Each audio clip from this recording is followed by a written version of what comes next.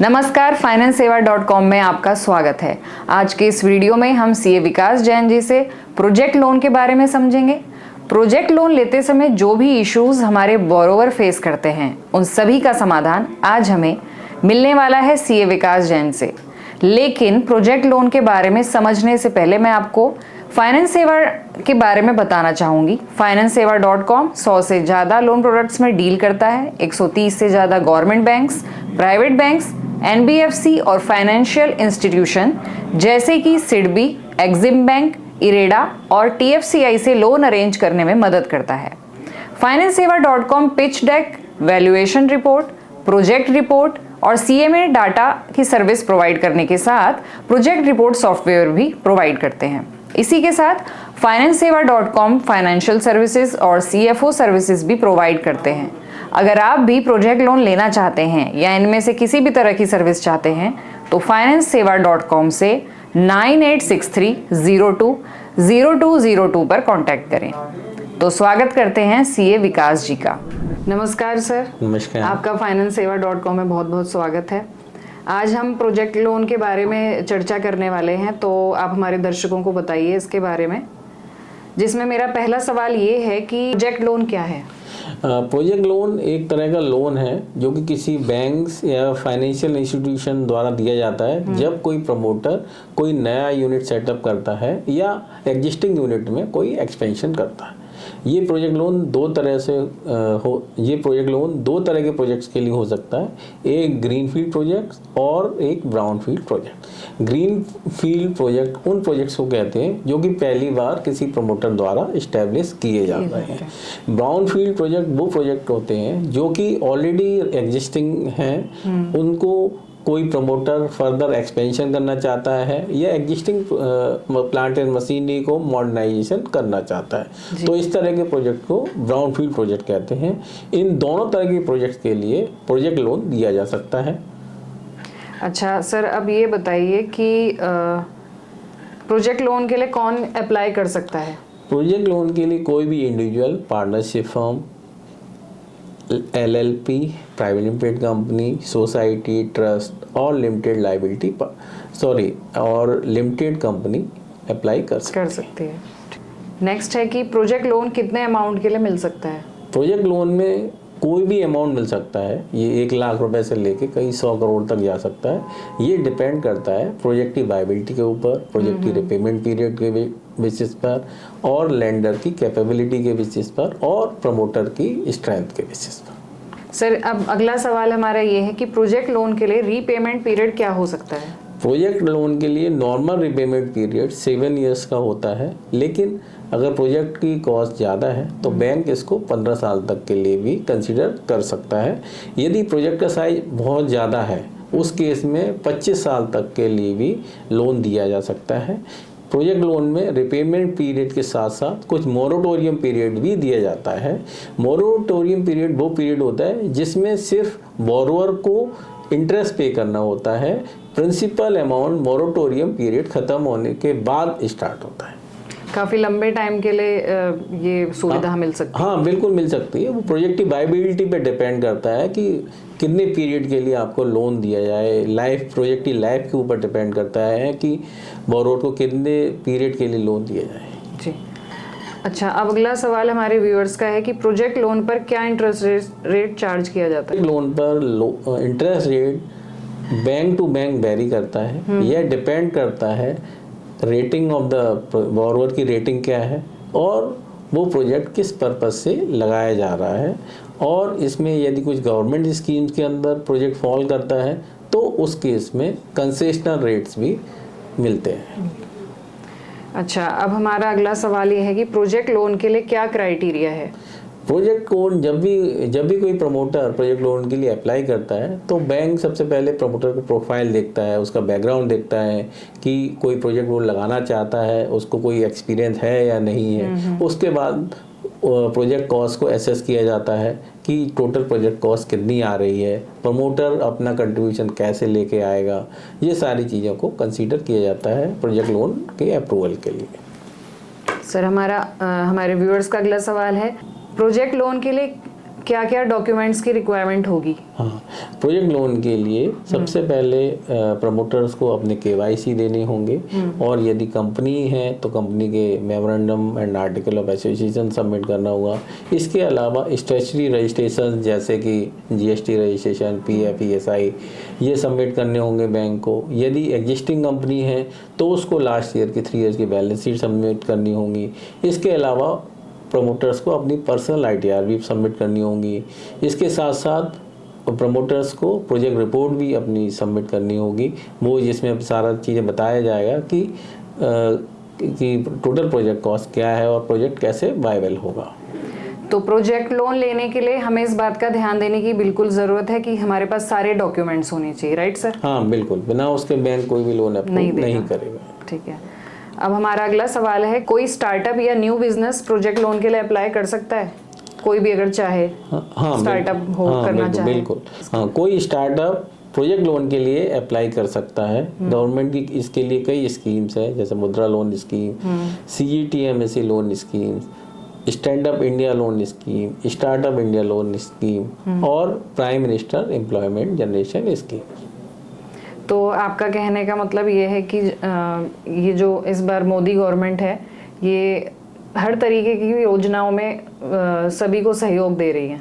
हाँ बिल्कुल बिल्कुल बिल्कुल बिल्कुल। मोदी जी स्टार्टअप का प्रमोशन के लिए काफ़ी एग्रेसिव है। उनकी मोदी जी की गवर्नमेंट स्टार्टअप्स को प्रमोट करने के लिए काफ़ी एग्रेसिव है।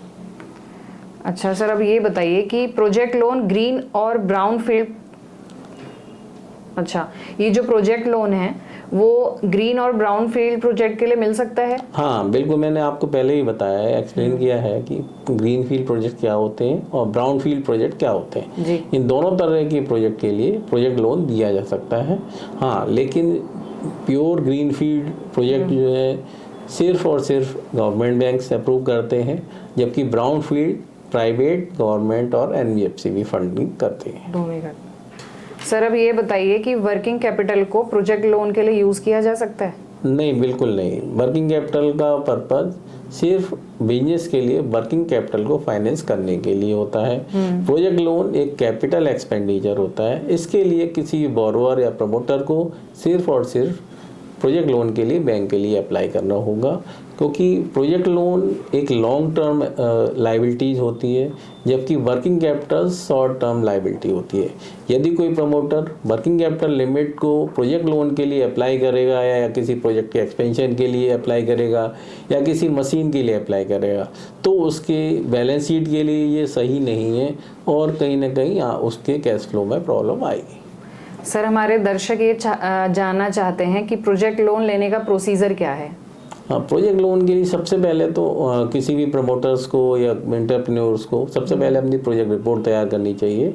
इसके लिए वो किसी कंसल्टेंट की सलाह भी ले सकते हैं यदि वो इस फील्ड में एक्सपर्ट नहीं है।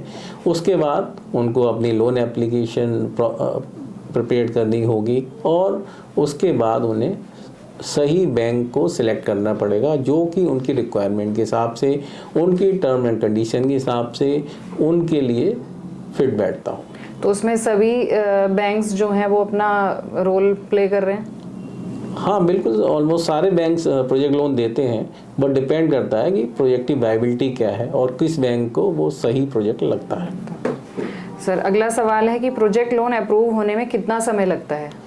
प्रोजेक्ट लोन अप्रूव में जनरली 1 महीने से 2 महीने के बीच समय लगता है, लेकिन इसके अलावा और भी फैक्टर पे डिपेंड करता है कि कितना बड़ा प्रोजेक्ट है, राइट, और किस बैंक में आप प्रोसेस कर रहे हैं, उसकी इंटरनल प्रोसेस क्या है, उस पर भी डिपेंड करता है। अब सर ये अगला सवाल है कि प्रोजेक्ट लोन किसी भी सेक्टर के लिए मिल सकता है? हाँ, प्रोजेक्ट लोन किसी भी सेक्टर के लिए मिल सकता है, चाहे वो रियल एस्टेट हो, चाहे वो इंडस्ट्रीज हो, चाहे वो इंफ्रास्ट्रक्चर हो, चाहे सोलर हो या हेल्थ केयर हो, सभी सेक्टर के लिए प्रोजेक्ट लोन मिल सकता है। अब सर ये बताइए कि प्रोजेक्ट लोन रूरल एरिया के लिए भी मिल सकता है? हाँ बिल्कुल मिल सकता है। प्रोजेक्ट लोन रूरल एरिया में प्रोजेक्ट के लिए मिल सकता है। इवन किसी को शॉप पर स्टार्ट करनी है उसके लिए भी लोन मिल सकता है। इसके लिए गवर्नमेंट ने बहुत एक छोटी सी स्कीम बनाई हुई है, मुद्रा लोन स्कीम। इस स्कीम के अंतर्गत 25 लाख तक बिना सिक्योरिटी के लोन मिल सकता है।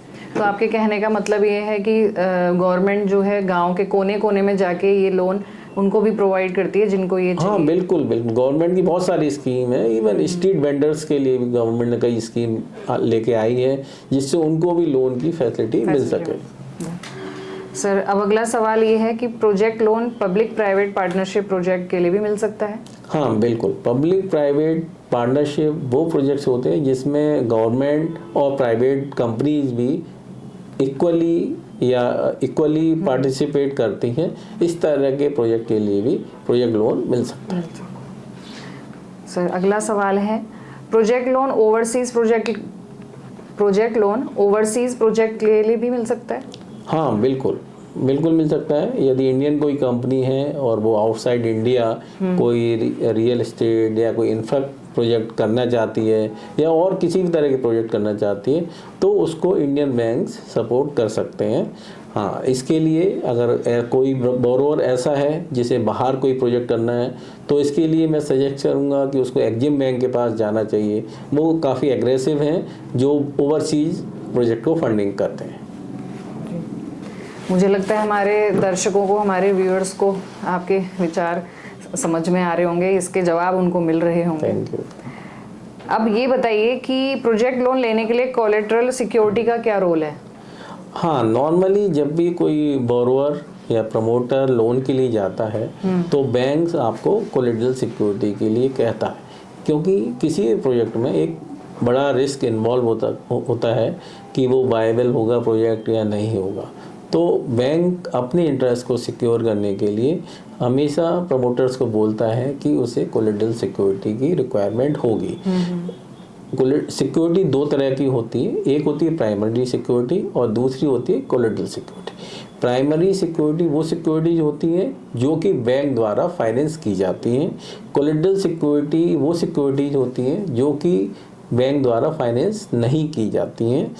प्राइमरी सिक्योरिटी में यदि आप जैसे कि टर्म लोन लेते हैं मशीन खरीदने के लिए तो मशीनरी उसमें प्राइमरी सिक्योरिटी हो जाएगी।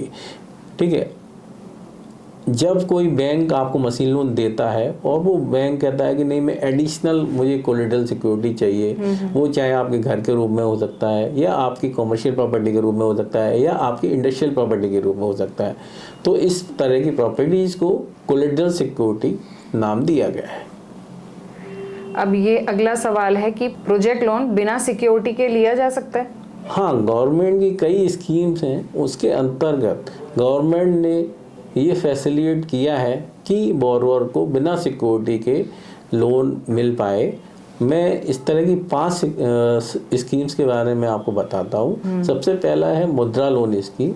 इस स्कीम के अंतर्गत 25 लाख रुपीज़ तक का लोन मिल सकता है, वो भी विदाउट सिक्योरिटी। दूसरी स्कीम है prime minister employment generation scheme. इस स्कीम का पर्पज है कि नए एंटरप्रेन्योर्स सामने आएँ और नया सेटअप लगाएं जिससे इंडिया में रोजगार बढ़े। इसके लिए गवर्नमेंट कई सब्सिडी भी देती है। तीसरी स्कीम है स्टैंड अप इंडिया स्कीम। इस स्कीम के अंतर्गत 51% स्टेक महिलाओं का होना चाहिए और इस केस में 1 करोड़ तक बिना सिक्योरिटी के लोन लिया जा सकता है। चौथी स्कीम है CGTMSE स्कीम। इस स्कीम के अंतर्गत 5 करोड़ रुपए तक बिना सिक्योरिटी लोन लिया जा सकता है। फिफ्थ स्कीम है stand up India scheme. Fifth scheme है स्टार्टअप इंडिया स्कीम। इस स्कीम के अंतर्गत 10 करोड़ रुपए तक का अनसिक्योर्ड लोन लिया जा सकता है। अब सर अगला सवाल ये है कि ये स्मॉल स्केल प्रोजेक्ट के लिए भी मिल सकता है?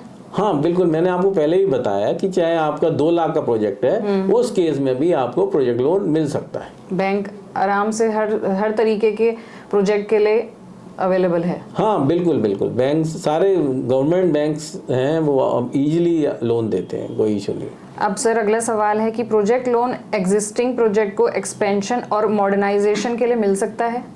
हाँ बिल्कुल, लोन मिल सकता है। यदि कोई प्रमोटर अपने एग्जिस्टिंग बिजनेस को एक्सपेंड करना चाहता है या उसकी कैपेसिटी इंक्रीज करना चाहता है या अपनी ओल्ड मशीन को रिप्लेस करना चाहता है तो इस केस में भी उसको लोन मिल सकता है, उसको प्रोजेक्ट लोन में कवर किया जा सकता है। इवन सेकेंड हैंड मशीन खरीदने के लिए भी प्रोजेक्ट लोन दिया जा सकता है।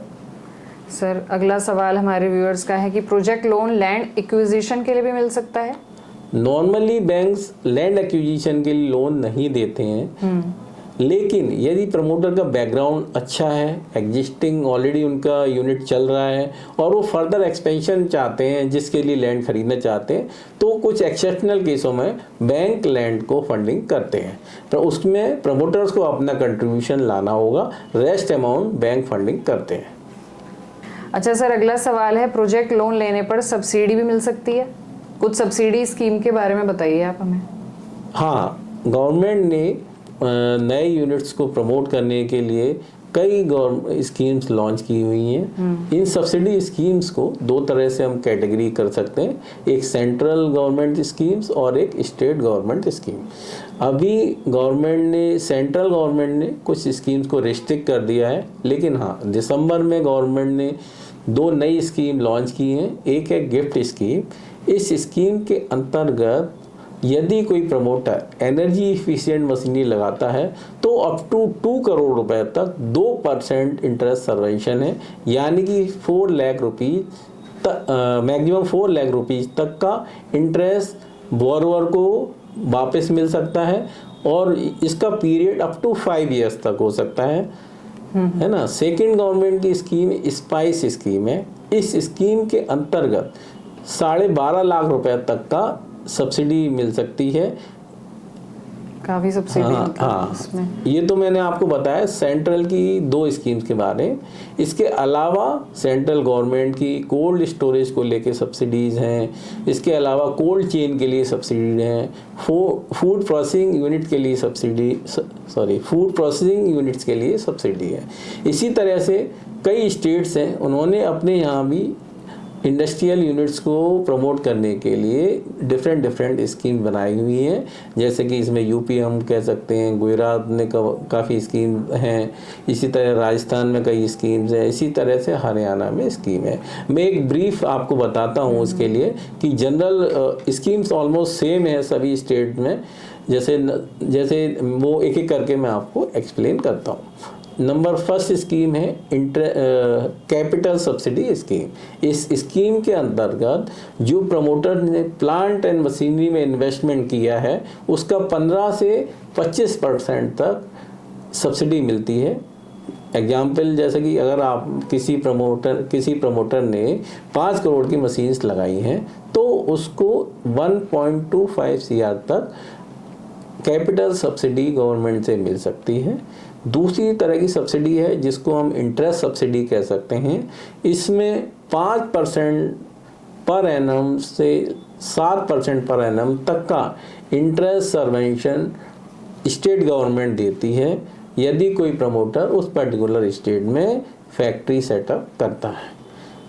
तीसरी सब्सिडी है नेट SGST तीसरी सब्सिडी स्कीम है नेट SGST तीसरी सब्सिडी स्कीम है नेट SGST सब्सिडी। इस स्कीम में प्रमोटर जितना इन्वेस्टमेंट करेगा उस बेसिस पर उनको नेट SGST में रिबेट मिलेगा। प्रमोटर को स्टेट की GST लायबिलिटी पे नहीं करनी होगी। तो हमारे व्यूअर्स इन सभी स्कीम्स का फ़ायदा उठा सकते हैं। सर जानकारी जिस तरीके से बता रहे हैं आप इसको अच्छे से देखिए और इसका लाभ उठाइए। अगला सवाल है प्रोजेक्ट लोन को दूसरे बैंक में ट्रांसफ़र किया जा सकता है? हाँ, एक बार अगर प्रोजेक्ट आपका इस्टेब्लिश हो गया और आपका प्रोजेक्ट कमिंस हो गया तो आप बेटर इंटरेस्ट रेट या बेटर टर्म्स के लिए किसी दूसरे बैंक में लोन को ट्रांसफ़र कर सकते हैं। सर हमारे व्यूअर्स का अगला सवाल है प्रोजेक्ट लोन को ट्रांसफ़र करने के लिए क्या बेनिफिट हो सकते हैं? प्रोजेक्ट लोन को किसी दूसरे बैंक में ट्रांसफ़र करने का मैंने पहले भी बताया, यदि दूसरे बैंक का इंटरेस्ट रेट कम है तो उस ट्रांसफ़र से आपकी इंटरेस्ट कॉस्ट की सेविंग हो सकती है। और कुछ केसों में यदि आपको कैश फ्लो में प्रॉब्लम आ रही है, किसी बोरोवर को कैश फ्लो में प्रॉब्लम आ रही है, तो वो लोन ट्रांसफ़र करके अपने पीरियड को एक्सटेंड कर सकता है जिससे उसको बिजनेस में कोई प्रॉब्लम ना आए। बहुत बढ़िया सर। मुझे तो अच्छा लग रहा है सुन के आपके जो आप सवालों का जवाब दे रहे हैं। अगला सवाल है कि प्रोजेक्ट लोन के लिए इंटरेस्ट रेट फिक्स्ड होता है या वेरिएबल होता है? हाँ, प्रोजेक्ट लोन चूंकि लॉन्ग टर्म के लिए होते हैं, इसलिए इंडिया में कोई भी फिक्स इंटरेस्ट रेट नहीं देता, इसलिए सारे प्रोजेक्ट लोन के इंटरेस्ट रेट वेरिएबल होते हैं। सर अगला सवाल है, प्रोजेक्ट लोन अप्रूव होने के बाद इंक्रीज किया जा सकता है? नॉर्मली मेरी सलाह प्रमोटर्स को यही है कि जब भी प्रोजेक्ट रिपोर्ट बनाएं तो अपनी प्रोजेक्ट कॉस्ट को प्रॉपर आइडेंटिफाई करें, प्रॉपर एक बार, क्योंकि अंडर फाइनेंसिंग भी उतनी ही बुरी है जितनी ओवर फाइनेंसिंग। अच्छा। क्योंकि एक बार प्रोजेक्ट कॉस्ट अगर अप्रूव बैंक ने कर दी और उसके हिसाब से आपका लोन अप्रूव हो गया तो उसको फर्दर बढ़ाने में दिक्कत आती है। लेकिन हाँ, कुछ एक्सेप्शनल केसों में अगर प्रमोटर या बोरोवर बैंक को प्रॉपर जस्टिफाई कर पाए कि मेरी इन्फ्लेशन की वजह से कॉस्ट इंक्रीज हो गई है, तो बैंक एडिशनल लोन दे सकता है। इन जनरली बैंक के एग्रीमेंट में, सैंक्शन लेटर में ये क्लॉज होता है कि यदि प्रोजेक्ट कॉस्ट में कोई इंक्रीज होता है तो वो इंक्रीज अमाउंट प्रमोटर को अपने पास से कंट्रीब्यूट करना होगा। बैंक सेटिस्फाई होगा तभी उस प्रमोटर उसका पूरी तरह से लाभ ले सकता है। हाँ, बैंक को लगता है कि जो एडिशनल कॉस्ट इनकर हो रही है वो प्रॉपर है और उसका प्रॉपर जस्टिफिकेशन है, तभी बैंक एडिशनल लोन उसके लिए देता है। अदरवाइज प्रमोटर को खुद वो एडिशनल कॉस्ट बियर करनी पड़ेगी। इसलिए ये बहुत ज़रूरी चीज़ है कि जब भी प्रोजेक्ट कॉस्ट का निर्धारण करें, कॉस्ट को प्रॉपर एस्टिमेट करें, क्योंकि अगर मान लीजिए कि आपकी प्रोजेक्ट कॉस्ट बढ़ जाती है और बैंक आपको एडिशनल लोन देने के लिए मना कर देता है और आपके पास भी या किसी बोरोवर के पास वो अरेंजमेंट नहीं है, तो प्रोजेक्ट स्टार्ट होने से पहले ही बंद हो जाएगा। अच्छा।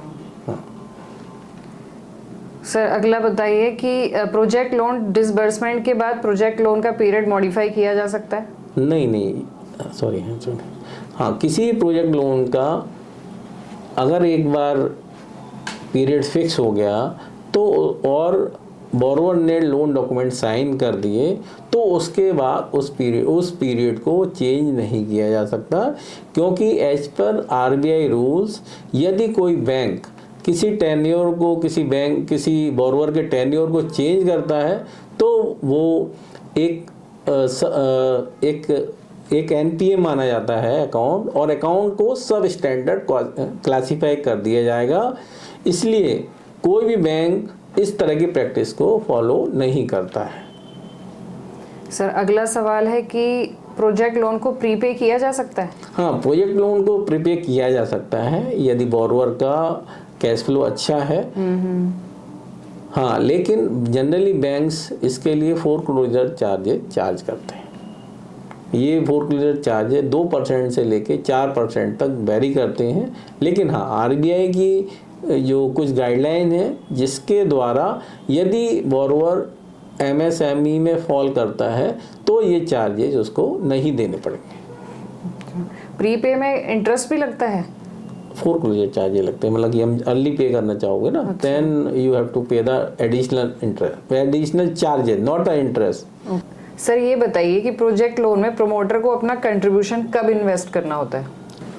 जनरली यदि प्रोजेक्ट कॉस्ट कम है तो बैंक्स इंसिस्ट करता है कि प्रमोटर को अपना कंट्रीब्यूशन पहले लाना होगा, जिससे कोई प्रोजेक्ट इस वजह से फेल ना हो कि प्रमोटर बाद में कह दे कि सर मेरे पास तो पैसे नहीं है, मैंने सोचा था कि पैसे यहाँ से आ जाएंगे, इस वजह से प्रोजेक्ट वो वहाँ से पैसे नहीं आए तो मैं सर अब फर्दर इन्वेस्टमेंट नहीं कर सकता।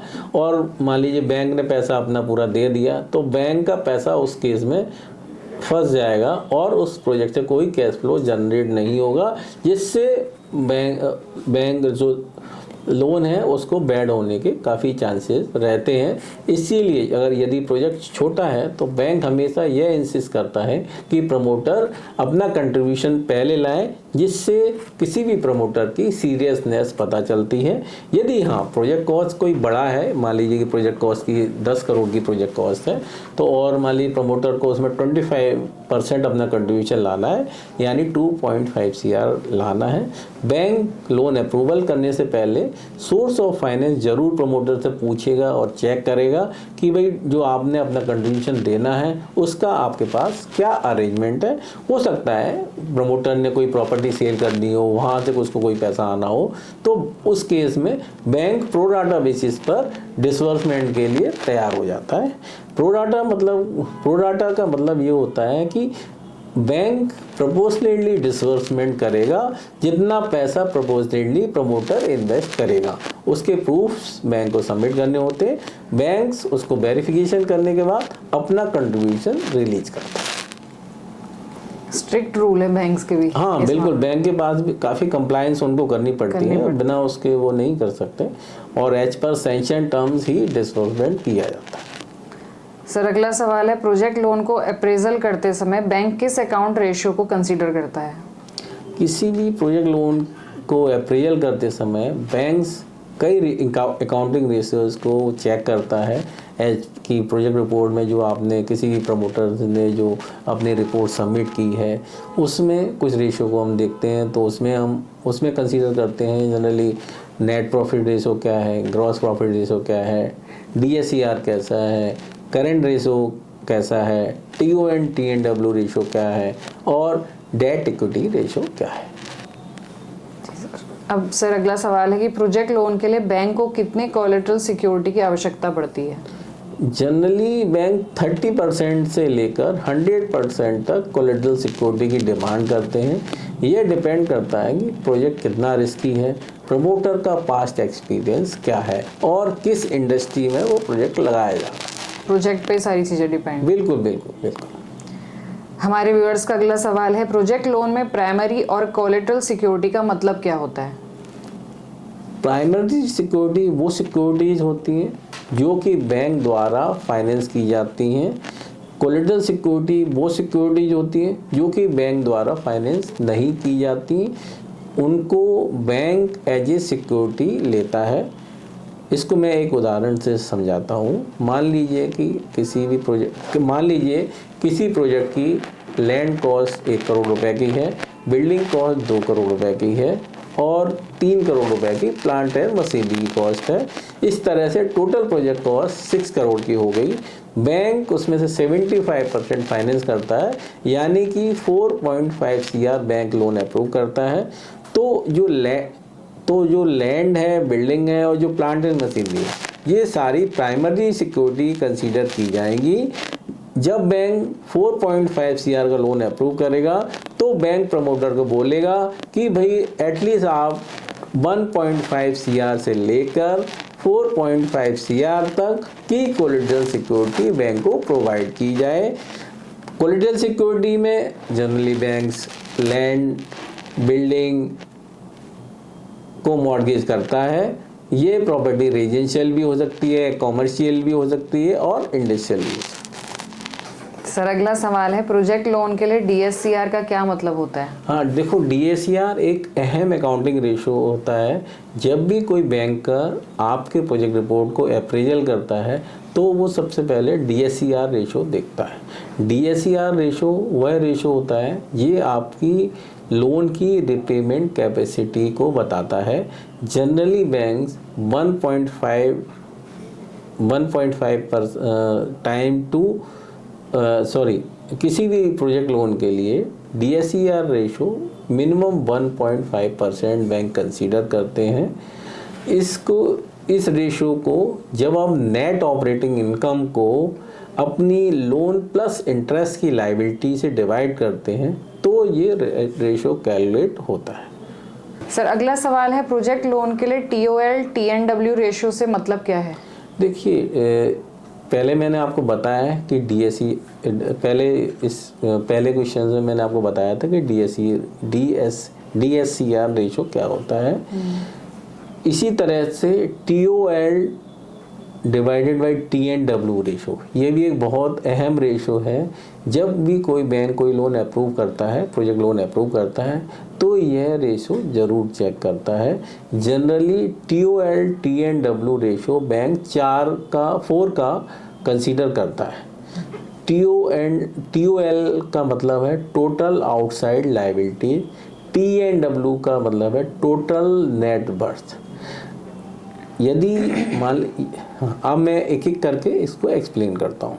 टोटल आउटसाइड लायबिलिटी का मतलब होता है कि किसी बोरोवर ने जो बैंक लोन ले रखे हैं प्लस उसके जो भी एक्सपेंसेस पेबल हैं या जो सन्डी क्रेडिटर्स हैं उनको ऐड कर दिया जाता है, तो इसको कहते हैं टोटल आउटसाइड लायबिलिटी।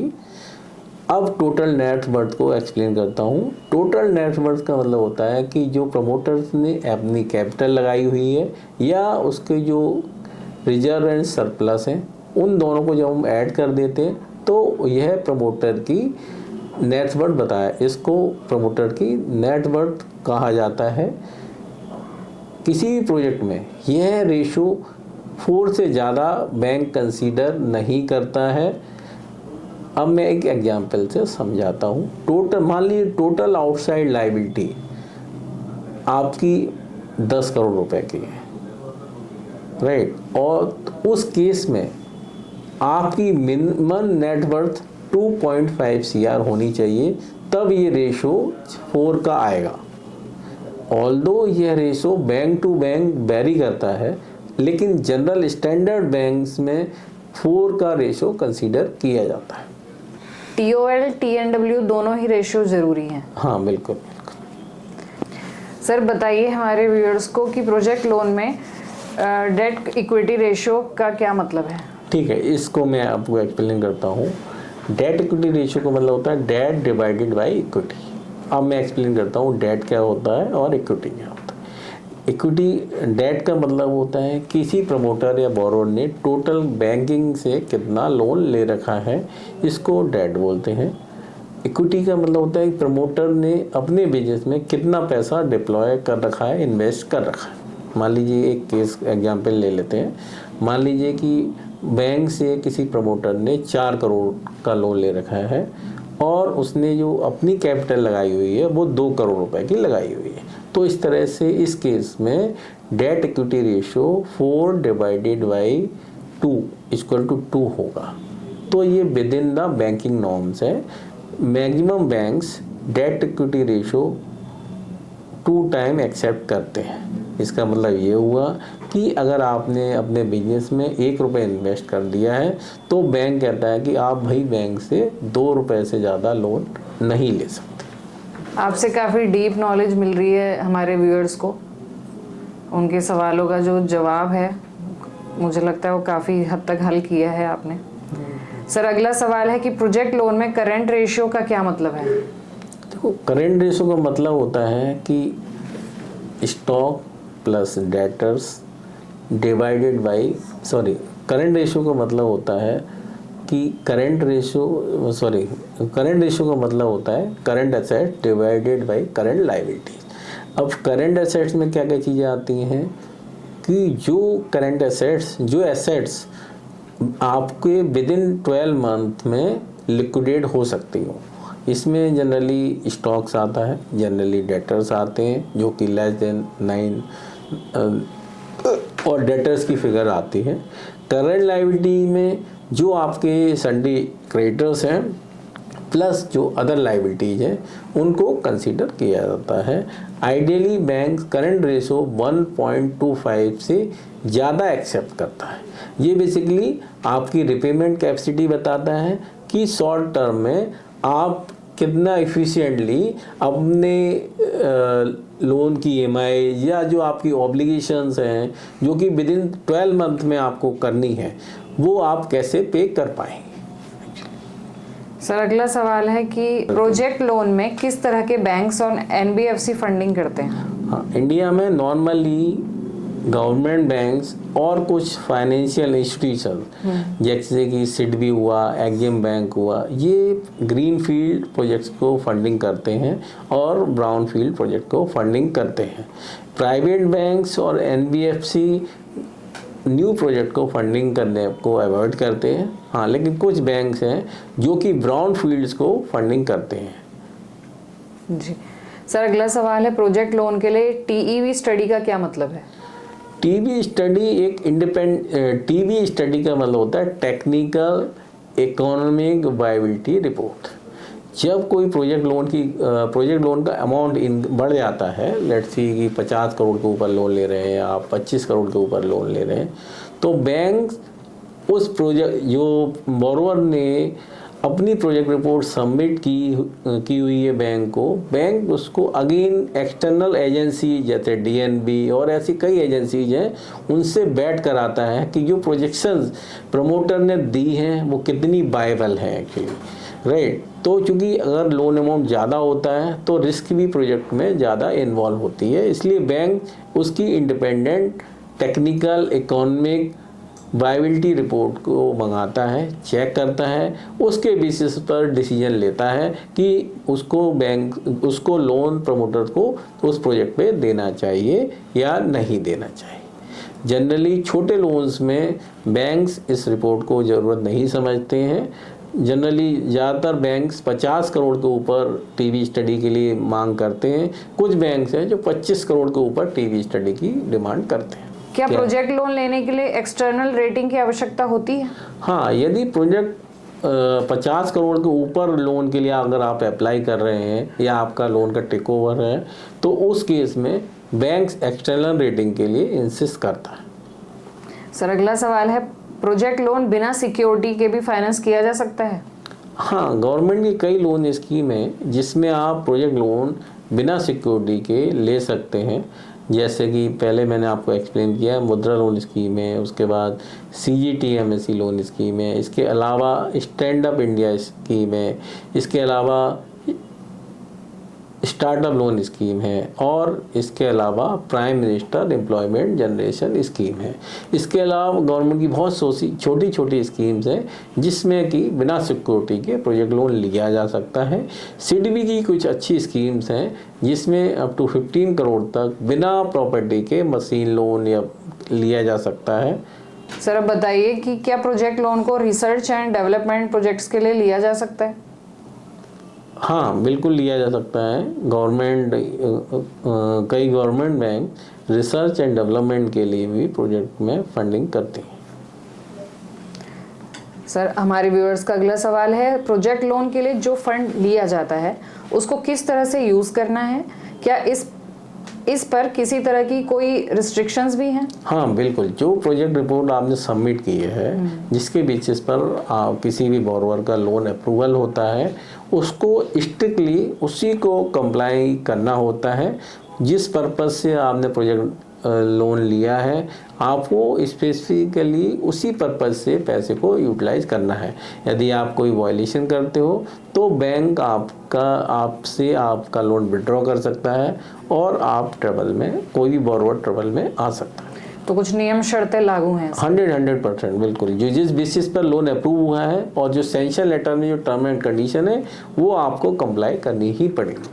आज हमारे व्यूअर्स ने काफ़ी सारे सवाल किए हैं, आज आपको काफ़ी सारे सवालों का जवाब देना है सर। अब बताइए कि loan to value ratio project loan approval को किस तरह से इम्पैक्ट करती है? जनरली किसी भी प्रोजेक्ट लोन में कोलेटरल सिक्योरिटी और इवन प्राइमरी सिक्योरिटी बहुत अहम रोल प्रदान करती है, क्योंकि कोई भी नया प्रोजेक्ट इस्टेब्लिश होता है तो उसमें रिस्क इन्वॉल्व होती है, बैंकर्स की रिस्क इन्वॉल्व होती है। इसलिए किसी भी प्रोजेक्ट का अप्रूवल उसकी प्रोजेक्ट की वायबिलिटी और इसके साथ साथ कोलेटरल कवरेज पे भी डिपेंड करता है।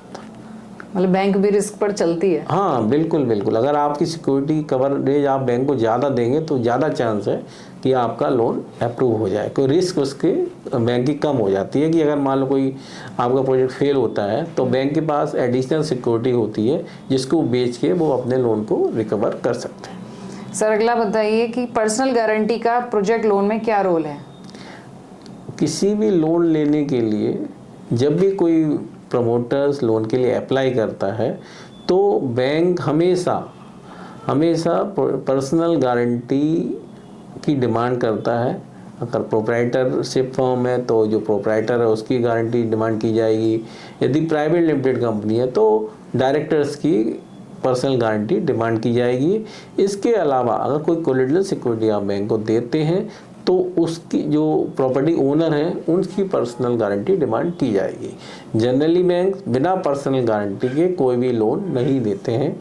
जैसे आपने एक केस सुना होगा विजय माल्या जी का, उस केस में जो किंगफिशर को लोन दिया था उसमें पर्सनल गारंटी माल्या जी की लगी हुई थी, इसीलिए माल्या जी को देश से बाहर जाना पड़ा।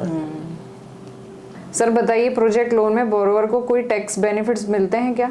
हाँ, जो इंटरेस्ट बोरोवर पे करेगा उसको एज ए एक्सपेंडिचर क्लेम किया जा सकता है, जिससे ओवरऑल आपकी जो लायबिलिटी है टैक्स की वो कम होगी। मान लीजिए आप 1 करोड़ का इंटरेस्ट पे करते हैं और आप 30% के स्लैब में है, तो आपको जो इफेक्टिव इंटरेस्ट कॉस्ट पड़ेगी वो 70 लाख रुपए की पड़ेगी। सर बताइए कि सिंगल प्रोजेक्ट को फाइनेंस करने के लिए मल्टीपल लैंडर्स इन्वॉल्व हो सकते हैं? हाँ, यदि प्रोजेक्ट लोन का साइज बड़ा है तो वो उस केस में मल्टीपल बैंक्स आ सकते हैं और लोन को कंसोर्टियम के रूप में भी फाइनेंस किया जा सकता है, जिससे बैंकर्स की उस पर्टिकुलर सेक्टर में या पर्टिकुलर प्रोजेक्ट में रिस्क जो है डाइवर्सिफाइड हो जाएगी। हमारे दर्शक, हमारे व्यूअर्स भी चाय का आनंद लें, कॉफ़ी का आनंद लें। हमारे सर भी आपके सवालों का जवाब देते देते चाय का आनंद ले रहे हैं। तो चलिए हम पूछते हैं अगला सवाल। सर फिर ये बताइए कि प्रोजेक्ट लोन्स के लिए इंश्योरेंस लेना मैंडेटरी है? हाँ, जनरली किसी भी प्रोजेक्ट में जो एसेट्स होती हैं उनका इंश्योरेंस कवर लेना मैंडेटरी है, जो कि बिल्डिंग हो सकती है, प्लांट एंड मशीनरी हो सकती है, वो मैंडेटरी होता है। सर हमारे व्यूअर का अगला सवाल है कि अगर वो प्रोजेक्ट लोन लेना चाहते हैं तो उसके अप्रूवल के चांसेस को किस तरह से इम्प्रूव किया जा सकता है? देखिए, सबसे पहले तो जो आपकी प्रोजेक्ट रिपोर्ट हो वो सबसे रियल हो, आपको एक्चुअल फैक्ट्स पता होने चाहिए।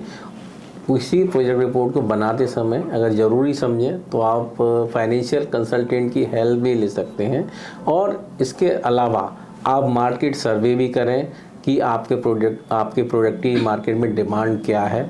इसके अलावा टेक्नोलॉजी का पता करें कि किस तरह की मशीन्स मार्केट में चल रही हैं और वो आप कहाँ से ले सकते हैं, रॉ मटेरियल आप कहाँ से ले सकते हैं। ये सारी इन्फॉर्मेशंस आपके पास पहले होनी चाहिए, जिससे आप अपनी प्रोजेक्ट रिपोर्ट प्रॉपर बना पाएँ और उस प्रोजेक्ट रिपोर्ट के बेसिस पर बैंक आपको लोन दे सकता है। हाँ, ताकि बैंक से जाके अगर लोन ले रहे हैं तो वहाँ कोई दिक्कत का सामना ना करना। हाँ बिल्कुल, और आपके पास पहले से यस लोन प्रोजेक्ट अगर बड़ा है, लोन आपका बड़ा है, तो उसमें आप एक्सपर्ट्स को भी हायर कर सकते हैं कि आपका प्लांट कौन इंस्टॉल करेगा, आपने कोई अगर टेक्नोलॉजी के लिए या कोई रॉयल्टी वगैरह लेनी है।